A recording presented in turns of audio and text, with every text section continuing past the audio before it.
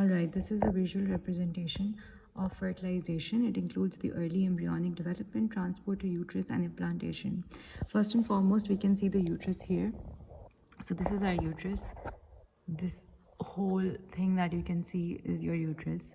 This is the uterine tube, and this is the ovary. This is the ovary attachment. Ideally, we would like to see these both of the uterine tubes here. So there are two uterine tubes connecting to the uterus, and this is the ovary. Ideally, there would be another ovary here. Both of the ovaries connect themselves to the uterus.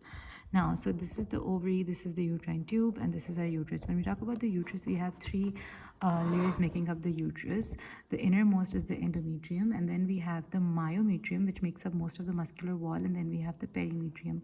So all these three make up the wall of the uterus. Now let's move on to the tube. When we talk about the tube, we have three parts of the fallopian tube. First and foremost, here we have the infundibulum. So this is the infundibulum, and then we have the ampulla. So this is the ampulla, and then we have the isthmus. This is the isthmus, right? And then so the fertilization itself, can you see this fertilization happening? All these sperms around it. The fertilization happens at the site of the ampulla and the fallopian tube, right? So this site at the ampulla of the fallopian tube is where the fertilization happens. So this is the infundibulum, this is the ampulla, and at the end of it you have these fimbriae. This fimbriae is like loose ends which are used basically for this is like the site capture. It captures the egg, the secondary oocyte, when it's released. So when the secondary oocyte is released, these fimbriae, they basically catch this egg here, and you have ciliated epithelium here. Why do you have ciliated epithelium here? Because it helps the egg to move up and fertilize itself up here. All right, now another thing, you have the ovary here, right? So the ovary itself just basically releases the egg, right? And here you can see your corpus luteum, right? And also remember that when we talk, these are all your ovarian follicles, right? So then you have here, you have your primordial follicles, and then they become a secondary Graafian follicle.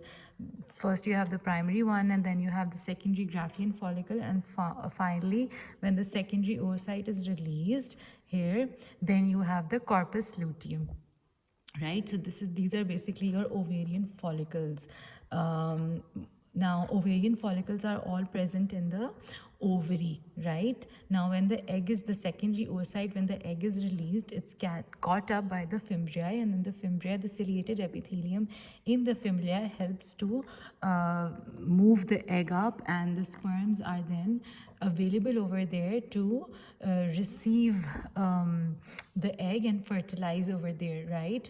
Now for the ovarian follicles, we can study the folliculogenesis, where basically you have the primordial follicle, which becomes the primary follicle, and then the secondary follicle, the primary follicle and the secondary follicle, and then becomes the Graafian follicle, and then when it releases the secondary oocyte, it becomes the corpus luteum.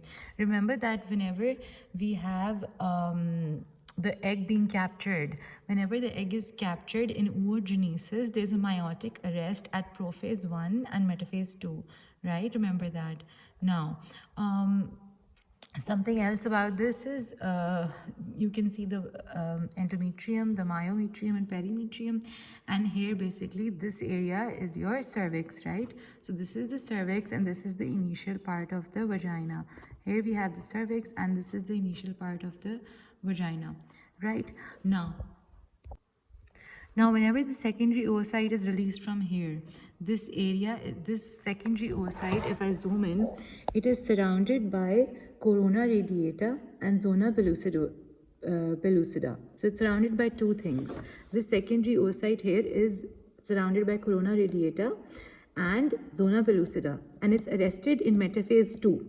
Now, when fertilization occurs in the ampulla of the tube, the sperm penetrates the layers and it reaches the oocyte. Right now, fusion of the nuclei happens here, and this is where the zygote appears, and you get a diploid 46 chromosome here. So what happens here? Basically, you get the acrosomal reaction here, and you get cortical reaction. So another sperm does not enter the egg. right? So once the secondary oocyte is released, it's surrounded by corona radiata, zona pellucida, it's arrested in metaphase 2, and then the sperm come and penetrates, and there's fusion of nuclei, which gives you a zygote, which is a diploid 46 chromosome cell. And the key events then that happen here as the acrosomal reaction and cortical reaction, which prevents polyspermy. Then you have this single zygote that occurs after the fertilization and cleavage begins, right? So mitotic divisions occur to give this cleavage happening.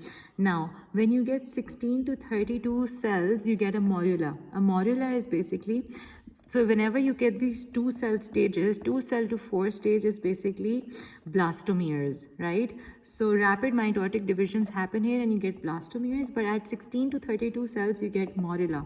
A morula is a solid ball of cells and it looks like a mulberry because it's still inside the uterine tube.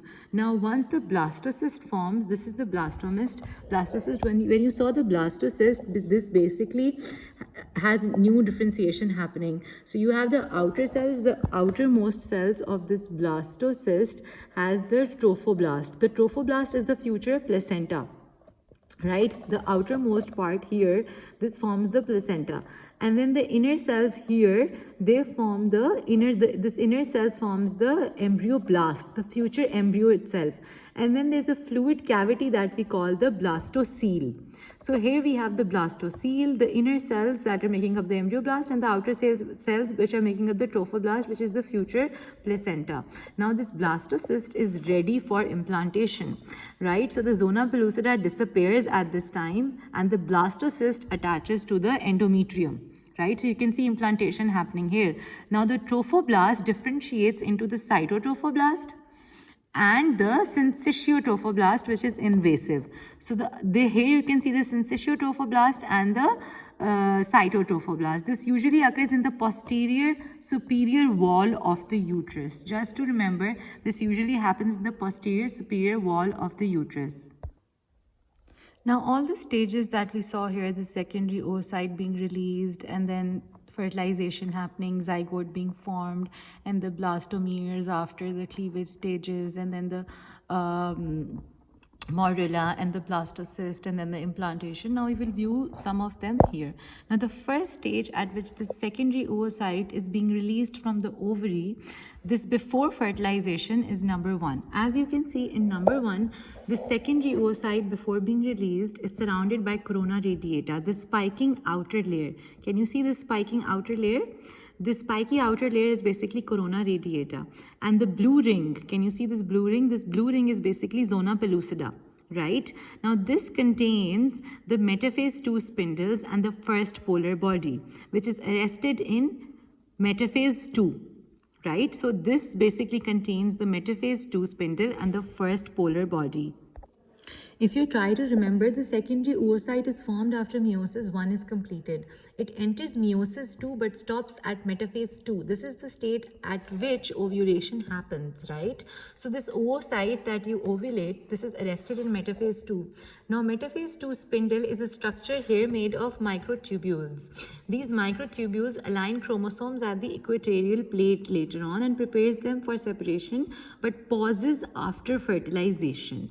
Now what's inside it? We have 23 chromosomes, each still made of 2 sister chromatids, and these chromosomes are haploid, right? But they're duplicated. So they have 2 chromatids each, right? So what's inside all of this is basically you have these 23 chromosomes, each still made of 2 sister chromatids. These chromosomes are haploid but duplicated.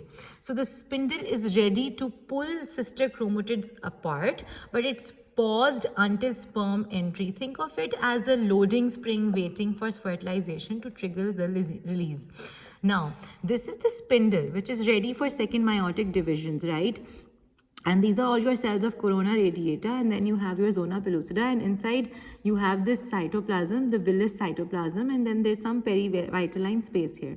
Now this first polar body here, The first polar body, what is the first polar body doing this? This first polar body is a small cell which is formed during meiosis 1.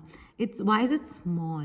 Because oogenesis uses unequal division. Almost all the cytoplasm goes to the secondary oocyte. The polar body gets very little cytoplasm but one full set of chromosomes. It's found in this perivitelline space. Can you see this light blue shaded perivitelline space just outside the oocyte membrane? Right? The function of the polar body is to help, basically it's basically a discarded genetic package. It helps ensure the oocyte retains maximum cytoplasm, and it's important for embryo development. It may degenerate or sometimes divide again, which is really relevant clinically. So remember that at ovulation, this secondary oocyte is arrested at metaphase 2. It contains metaphase 2 spindle, which with aligned chromosomes, and it contains the first polar body outside in the perivitelline space. Is that good enough for you? Then we move on to the second picture. The second picture shows us fertilization. So all these multiple sperms are approaching, and the sperms bind to the zona pellucida receptors. Now, most importantly, these are the ZP3 receptors, and once the sperm enters, the acrosomal reaction begins and enzymes are released. Only one sperm will succeed and fertilization will happen. Now, in the third picture, you get penetration and pronuclei formation. Now, the sperm has entered, there is fusion of membranes, and now the oocyte completes meiosis 2.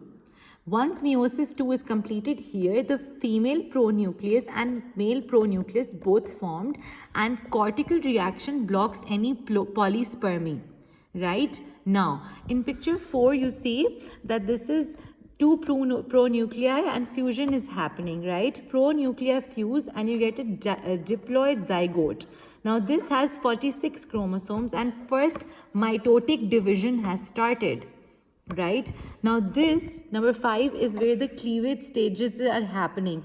We are going from 2-cell stage to 4-cell stage here. This was 2-cell stage, this is 4-cell stage. So rapid mitosis without growth is happening and we are forming blastomeres at this stage. Morula is formed at the 16 to 32 stage. It's a solid ball of cells which looks compact. It's like a berry and it's still in the uterine tube. Look at this. This is still in the uterine tube. This cell is here.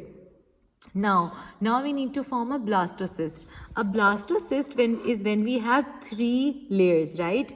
There's a cavity and there are 2 layers. So the outer layer is the trophoblast. This is the future placenta. The inner layer is the embryoblast or baby. This is the inner cell mass. Here you form the embryoblast. And then this cavity is the blastocele. Once you have these 3 layers part of the blastocyst, this is ready for implantation. Now this is the last, number 8. This is an embryoblast. Now we see from inside to outside. First you have the inner cell mass, right? This yellow central mass is the inner cell mass. This will form the embryo proper, right? So it starts organizing into epiblast and hypoblast, right? Here we have the epiblast and hypoblast. Now we have the blastocyst cavity also. This is the fluid-filled space around the embryoblast. Right? So this fluid-filled space around the embryoblast is basically the blastocele cavity. And then we have the cytotrophoblast, the inner trophoblastic layer. The inner trophoblastic layer is basically the cytotrophoblast. This blue well-defined cells are basically the cytotrophoblast and they are the inner trophoblast layer. This is the mitotically active layer and it supplies the cells to this outer layer, the pink outer layer. The pink outer layer is the syncytiotrophoblast. The syncytiotrophoblast is the outer invasive layer, right? Because it invades. This pink irregular mass is spreading, it's going into the wall here, this syncytiotrophoblast. This pink irregular mass is the spreading tissue. It's multinucleated, there are no clear cell boundaries here, and the key function is to invade into the endometrium. Here, invade into the endometrium and secrete human chorionic gonadotropin HCG to keep the corpus luteum alive, right? And the rest, the surrounding pink tissue, can you see the surrounding pink tissue, this outer area, that is basically the endometrium, right? So it's being eroded and invaded by the syncytial trophoblast. These maternal blood spaces are being formed here. So what's happening here? Blastocyst has lost its zona pellucida. It's attached to the uterine wall. The trophoblast differentiates into cytotrophoblast and syncytiotrophoblast. And the implantation begins by digesting the maternal tissue around it and embedding the embryo inside the uterus.